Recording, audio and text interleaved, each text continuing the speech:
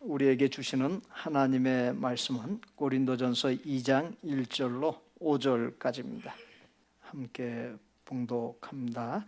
형제들아, 내가 너희에게 나아가 하나님의 증거를 전할 때에 말과 지혜의 아름다운 것으로 아니하였나니 내가 너희 중에서 예수 그리스도와 그가 십자가에 못 박히신 것 외에는 아무것도 알지 아니하기로 작정하였습니다. 내가 너희 가운데 거할 때에 약하고 두려워하고 심히 떨었노라. 내 말과 내 전도함이 설득력 있는 지혜의 말로 하지 아니하고 다만 성령의 나타나신가 능력으로 하여 너희 믿음이 사람의 지혜에 있지 아니하고 다만 하나님의 능력에 있게 하려 하였노라. 아멘. 세계 최정상급 바이올리니스트인 조슈아 벨이 공연을 하면 입장권이 평균 $100를 훌쩍 넘었고 공연장은 언제나 매진을 기록합니다. 2007년 1월 워싱턴 포스트지의 기자들이 그에게 부탁했습니다. 워싱턴 DC의 지하철역 통로에서 평범한 거리의 악사처럼 연주해 주시겠습니까? 조슈아 벨은 흔쾌히 허락했습니다. 그는 청바지에 야구 모자를 쓰고 $350만 스트라디바리우스 바이올린을 들고서 출근 시간 지하철역 통로에 섰습니다. 그리고 바하의 샤콘너를 비롯한 명곡들을 45분 동안 혼신을 다해 연주했습니다. 그 결과가 어떠했을까요? 1097명이 그 앞을 지나갔습니다. 그중 발걸음을 멈추고 들은 사람은 단 7명 뿐이었습니다. 그에게 돈을 던져준 사람은 27명이었고 총 수입이 $32 17센트였습니다. 단 한 사람도 그가 최정상의 바이올리니스트임을 알아보지를 못했습니다. 이 실험은 우리에게 하나의 사실을 가르쳐 줍니다. 아무리 탁월한 실력과 최고의 악기가 있어도 제대로 된 무대와 홍보가 없고 그것을 들을 수 있는 귀와 그것을 알아볼 수 있는 눈이 없으면 별거 아니게 된다는 것입니다. 복음도 마찬가지입니다. 아무리 뛰어난 웅변 실력과 탁월한 철학적 논증으로 복음을 전한다 할지라도 성령님의 역사하심이 없으면 듣는 사람의 마음이 열리지 않습니다. 오늘 본문에서 사도 바울은 바로 그와 같은 사실을 자신의 뼈아픈 실패 경험을 통해 우리에게 가르쳐 주고 있습니다. 본문 3절에 내가 너희 가운데 거할 때에 약하고 두려워하고 심히 떨었노라. 이 고백 속에는 아덴에서 바울이 경험한 뼈아픈 실패의 기억이 담겨 있습니다. 바울이 고린도에 오기 직전에 아덴에 있었습니다. 사도행전 17장 16절 이하를 보면 바울은 아덴에서 전도할 때 아레오바고 법정에 서게 됩니다. 아레오바고는 아테네 최고의 지성인들과 철학자들이 모이는 곳이었습니다. 에피쿠로스 철학자들과 스토아 철학자들이 운집한 최고의 지적인 무대였습니다. 아테네는 당시 세계 철학과 문화의 중심지였습니다. 소크라테스, 플라톤, 아리스토텔레스가 활동했던 그 찬란한 도시, 그리고 파르테논 신전이 빛나는 그 도시에서 바울은 무대에 올랐습니다. 바울은 자신이 갖고 있는 모든 철학적, 학문적 역량을 총동원했습니다. 사도행전 17장 22절을 보면 그는 이렇게 시작합니다. 아덴 사람들아, 너희를 보니 범사에 종교심이 많도다. 탁월한 시작이었습니다. 그는 청중의 환경과 문화를 분석했습니다. 그들의 신전들을 살펴보았고 심지어 이름을 알 수 없는 신에게라고 새겨진 비문을 발견했습니다. 그는 그것을 디딤돌 삼아서 하나님을 소개하면서 복음을 전합니다. 그뿐만 아닙니다. 그는 헬라 시인의 글을 인용합니다. 우리가 그의 소생이라. 이것은 스토아 철학의 시인 아라투스의 글입니다. 바울은 청중이 익숙한 언어와 개념과 문화 코드로서 복음을 포장해서 전달했습니다. 기가 막힌 전략같이 보입니다. 이름을 알 수 없는 신이라고 하는 말은 사람의 이성과 지혜의 한계를 드러내는 말입니다.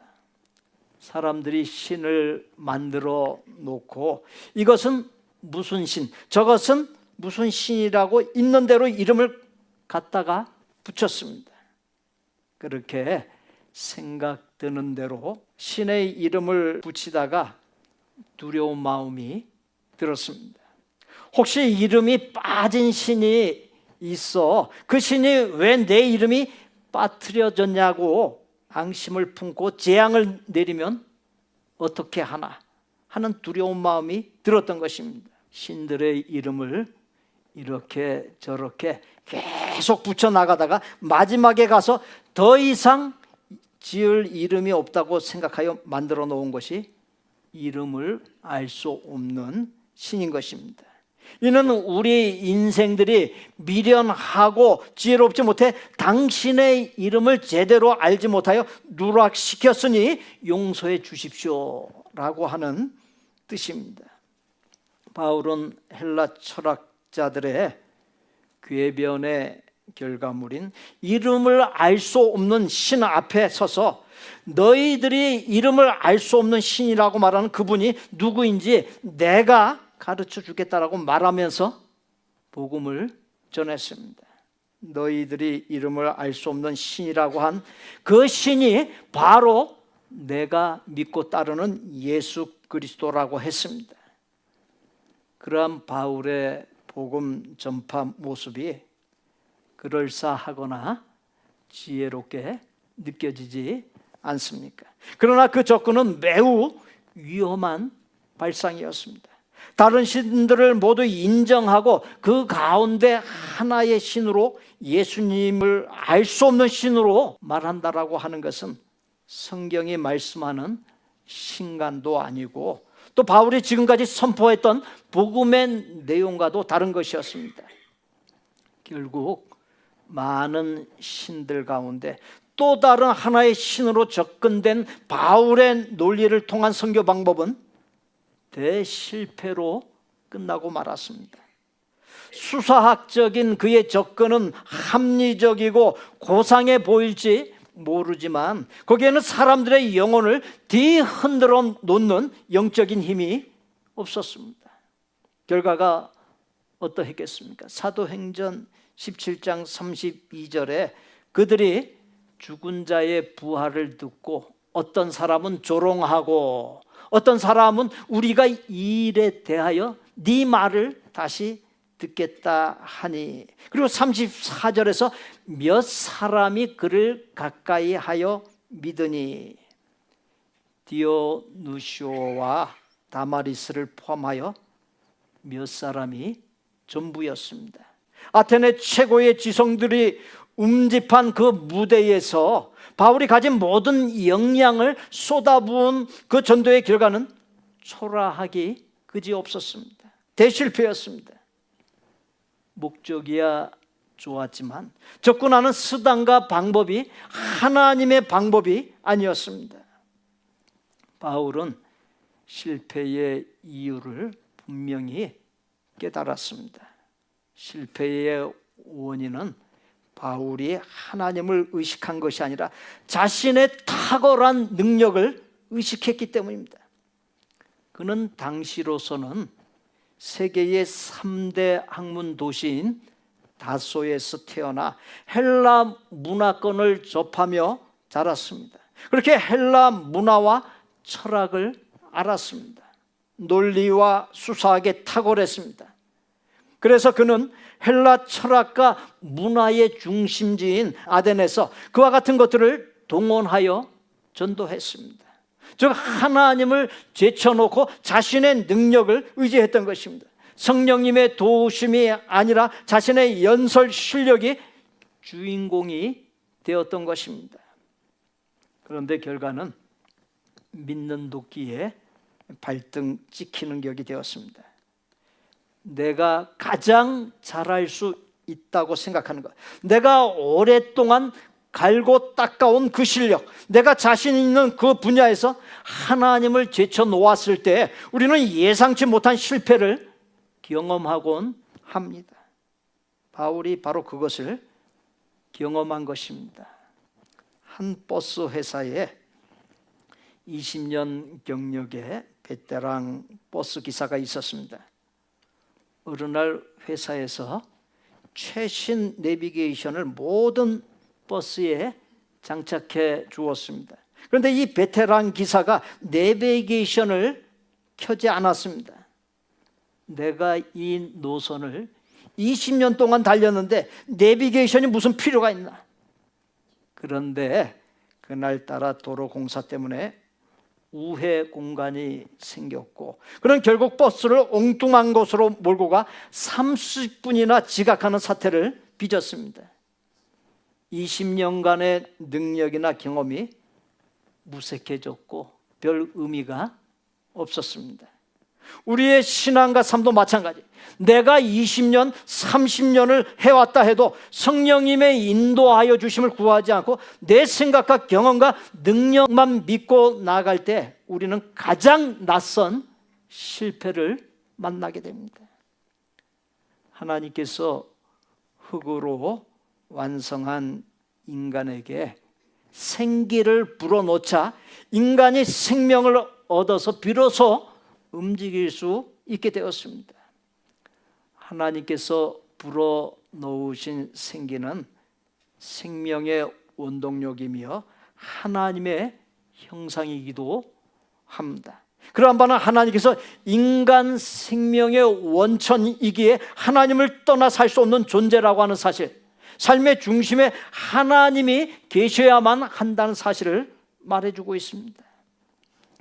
그렇기에 성 어거스틴은 자신의 저서인 고백록에서 주여 당신은 우리가 당신을 향해 살도록 만들어졌기에 우리가 당신 안에 거하지 않고는 결코 안식할 수 없습니다 라고 고백했던 것이고, 블레이즈 파스칼은 그의 유고집인 팡세에서 인간에게 있는 무한한 심려는 유한한 이 세상의 것들인 돈과 명예와 쾌락으로 채울 수 없으며 오직 하나님만이 채울 수 있다. 다시 말씀드리면 인간의 마음에는 하나님만이 채울 수 있는 빈 공간이 있다라고 말했던 것입니다. 아덴에서의 선교 사역에 실패한 바울은 고린도 지역으로 나아갔습니다. 그곳에서 자신이 결단한 바를 실천에 옮기려고 하는 가운데 몹시 심란해졌습니다. 봉독해 드린 본문의 3절에 내가 너희 가운데 거할 때에 약하고 두려워하고 심히 떨었노라 이렇게 고백을 했습니다. 대사도였던 바울이 약하고 두려워하고 심히 떨었던 이유가 무엇입니까? 아덴에서 자신의 지식을 총동원하여 논리 정연하게 때로는 유창하게 복음을 전했음에도 불구하고 대실패를 보았습니다. 결단을 했던 대로 자신의 화려한 세상 지식과 경험과 능력을 다 무시하고 내려놓고 오직 사람을 죽이는 형틀에 못 박힌 예수님만을 전한다면 사람들이 자신을 미쳤다고 말할 것이고 조롱하고 업신여길 것이라고 하는 두려움, 무슨 열매가 맺히겠는가라고 하는 염려가 몰려왔기 때문입니다. 당시 고린도 지역에 사는 사람들에 대하여 고린도인처럼 산다라고 하는 별명이 널리 퍼져 있었습니다. 고린도인처럼 산다라고 하는 말은 윤리를 무시한 방탕한 삶을 일컫는 말입니다. 고린도 사람들은 물질적 부와 음란과 부패 가운데서 악하게 살았습니다. 사도 바울에겐 그와 같은 고린도 사람들에게 복음을 전하고자 하는 것이 매우 커다란 부담으로 다가왔습니다. 오직 십자가에 달리신 예수 그리스도만이 인생을 구원해 주신다라고 하는 전혀 깊은 지식이 담겨 있지 아니한 단순한 말, 억지같이 보여지는 말이 도대체 어떤 결과를 가져올 수 있겠는가에 대한 의문점에 사로잡히면서 두려워서 떨었던 것입니다. 사도 바울은 두려워 떨면서도 어떻게 했습니까? 주어진 본문 1절과 4절에 형제들아 내가 너희에게 나아가 하나님의 증거를 전할 때 말과 지혜의 아름다운 것으로 아니하였나니 내 말과 내 전도함이 설득력 있는 지혜의 말로 하지 아니하고. 이 두 구절은 같은 내용을 담고 있습니다. 아덴에서의 실패 이후 바울이 고린도에 와서는 달라졌다는 것입니다. 고린도는 아덴 못지않게 세속적이고 철학적인 도시였습니다. 그러나 바울은 아덴과는 다르게 나아갔습니다. 전도를 말과 지혜의 아름다운 것, 설득력 있는 지혜의 말로 하지 않았다는 것은 자신의 달변과 철학적 수사학을 주된 것으로 삼지 않았다는 선언입니다. 어떠한 일이 있더라도 사람의 지식과 말로의 설득이 아닌 다만 성령님의 나타나심과 능력을 의지했습니다. 그리고 오직 십자가에 달리신 예수 그리스도만 전했습니다. 그랬더니 두려움과 염려 가운데서의 예상을 다 깨버리고 무수한 사람들이 나와 믿고 구원 얻는 역사, 죄를 회개하고 새 삶으로 변화되는 대지각 변동이 일어났습니다. 아덴과는 달리 고린도에서의 복음 증거, 곧 전도는 대성공이었고 고린도 교회는 결국 신약 성경에 나오는 교회들 중에서 가장 커다란 교회로 세워졌습니다. 예수님의 12 제자 중 한 사람인 베드로는 어떤 사람이었습니까?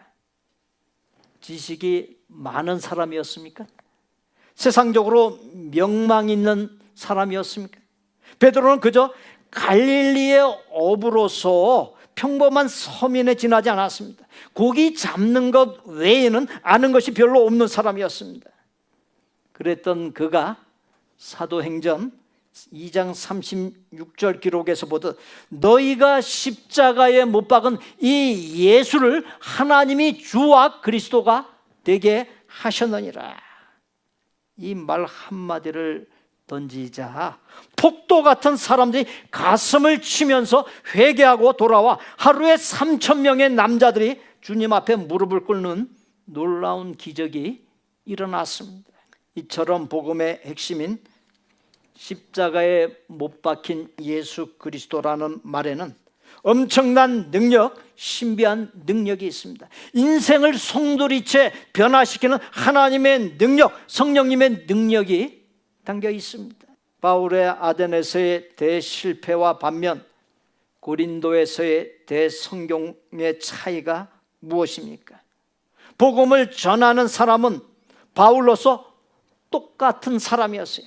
환경도 유사했습니다. 다만 한 가지 차이는 십자가에 달린 예수 그리스도가 있느냐 없느냐에 있었습니다. 사도 바울의 최대 성공 비결은 오직 십자가에 달린 예수님만을 높이고 자랑하는 데 있었습니다.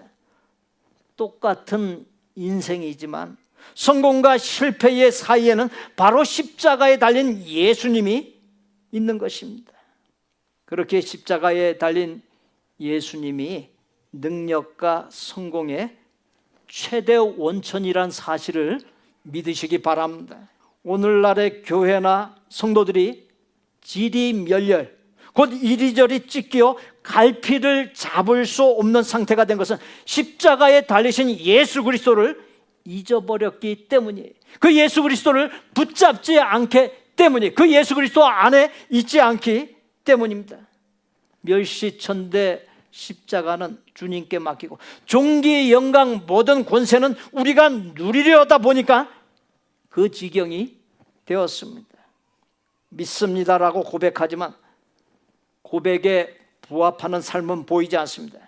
예수님의 피가 우리를 구원한다고 말하면서도 예수님의 피가 한 방울도 돌지 않는 사람처럼 살아갑니다. 다시금 십자가에 달린 예수 그리스도께로 돌아가야만 교회와 성도들이 살 길이 열립니다. 다만 성령님의 나타나심과 능력과 오직 십자가에 달리신 예수 그리스도만이라고 하는 이 바울의 선언은 신앙과 삶에 있어서 매우 중요한 원리입니다. 생각해 보십시오. 우리는 내가 잘 아는 것, 내가 오랫동안 경험한 것, 내가 충분히 잘할 수 있는 것에서 얼마나 하나님을 쉽게 제쳐버립니까? 이건 내가 충분히 할 수 있어. 이건 내 전문 분야야. 이건 내가 수십 년 해온 일이야 라고 생각하는 순간 우리는 하나님을 구경꾼으로 만들어버리고 우리 자신이 중심에 서고 우리 자신이 주인공이 되는 어리석음을 범합니다. 그런데 성경은 그것이 영적으로 위험한 태도인지를 분명히 가르칩니다. 잠언 3장 5절에 너는 마음을 다하여 여호와를 신뢰하고 네 명철을 의지하지 말라 말씀했습니다. 이는 내가 잘 알고 오래 경험하고 잘할 수 있는 능력이 있다 할지라도 그것을 의지하고 앞세우고 하나님을 제쳐놓지 말라는 것이, 이 원리는 삶의 모든 영역에 적용됩니다. 가정에서, 직장에서, 사역에서, 인간관계에서 잘 알고 많은 경험이 있고 잘할 수 있는 그 순간이 오히려 가장 조심해야 하는 순간이라는 것입니다. 왜냐하면 그 순간이 바로 하나님을 제쳐버리고 나 혼자서 달려가기 가장 쉬운 순간이기 때문입니다. 미국에 한 유명한 외과 의사가 있었습니다. 그는 손 기술이 탁월하여 외과 의료계에서 황금손으로 불렸습니다. 어느 날 매우 복잡한 뇌 수술이 있었습니다. 수술실에 들어가기 전 동료 의사가 말했습니다. 오늘 수술 전에 우리 함께 기도합시다. 그 외과 의사는 피식 웃으면서 말했습니다. 내 손이 기도보다 낫지요. 수술은 기술적으로 완벽하게 진행되었습니다. 그러나 환자는 수술 후 예상치 못한 합병증으로 사망했습니다. 이 외과 의사는 병원 복도에서 한참을 앉아 있다가 중얼거렸습니다. 내 황금손이 기도보다 못한 것이네. 이것은 단순히 겸손에 관한 이야기가 아닙니다. 하나님께서는 인간이 감히 범접하거나 흉내낼 수 없는 능력이 있습니다. 인간의 능력과 비교조차 할 수 없는 능력이 있습니다. 인간은 유에서 유를 만들어낼 수 있는 능력이 있지만 무에서 유를 만들어내는 능력이 없습니다. 그러나 하나님은 무에서 유를 만들어내는 능력이 있습니다. 그것을 일명 창조라고 말합니다. 인간의 능력이 아무리 뛰어나다 할지라도 그것은 여전히 피조물로서의 능력일 뿐인 것이, 우리가 성령님의 임재하심, 역사하심을 갈망하는 것은 성령님을 통하여서 인간이 이룰 수 없는 수많은 문제, 그 문제들을 갖다 하나님의 창조 능력으로서 풀고 그 하나님의 창조 능력을 볼 수 있기 때문인 것입니다. 자, 그렇다면 바울이 아덴의 실패를 딛고 고린도에서 택한 방법이 무엇이었습니까? 2절에 내가 너희 중에서 예수 그리스도와 그가 십자가에 못 박히신 것 외에는 아무것도 알지 아니하기로 작정하였습니다. 여기 작정하였다라고 하는 이 표현이 매우 중요합니다. 이것은 일종의 충동적인 결심이 아닙니다. 아덴의 쓰라린 실패를 정직하게 대면하고 그 실패의 원인을 정확하게 진단한 후에 깊이 숙고하여서 결단한 결정입니다. 아무것도 알지 아니하기로 했다는 것은 앞으로 그냥 무식하게 막무가내로 나가겠다라고 하는 선언이 아닙니다.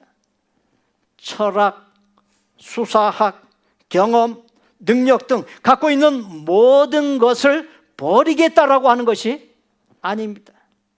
그것들을 주인공의 자리에서 내려놓겠다는 것입니다. 예수 그리스도와 그의 십자가만을 중심에 두겠다라고 하는 선언입니다.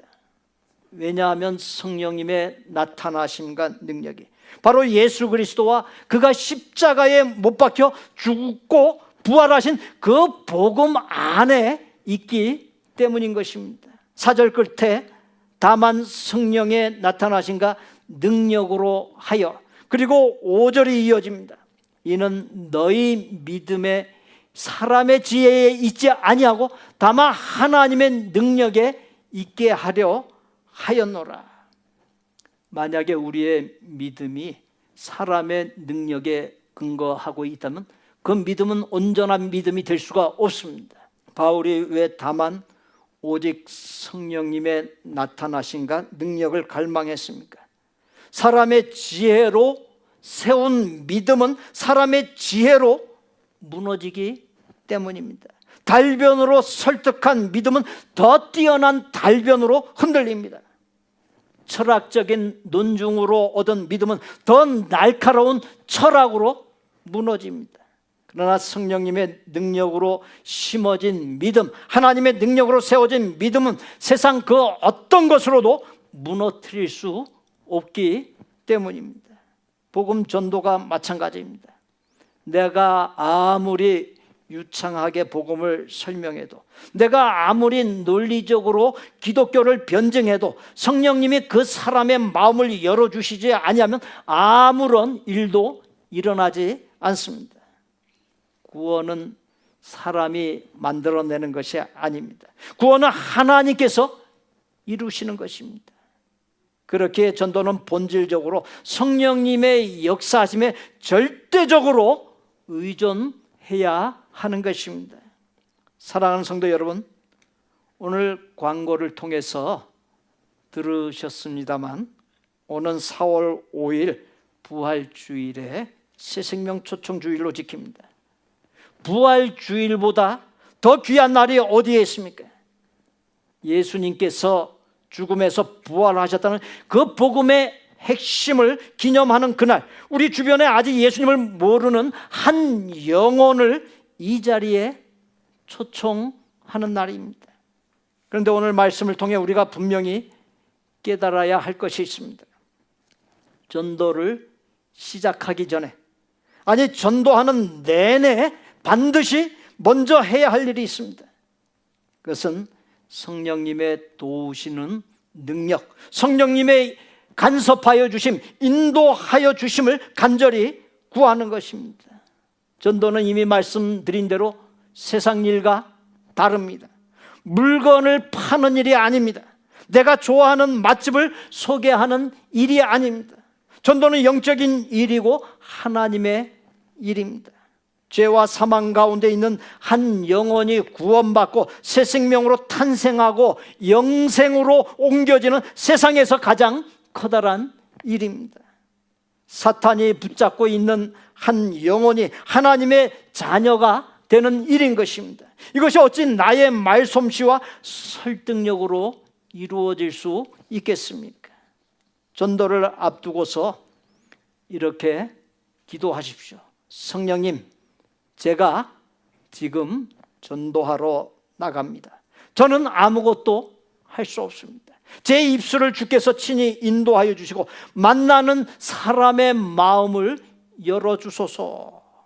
이 기도 한마디가 유창한 전도 화술보다 훨씬 강력합니다. 왜냐하면 이 기도 안에서 성령님께서 역사하시기 때문입니다.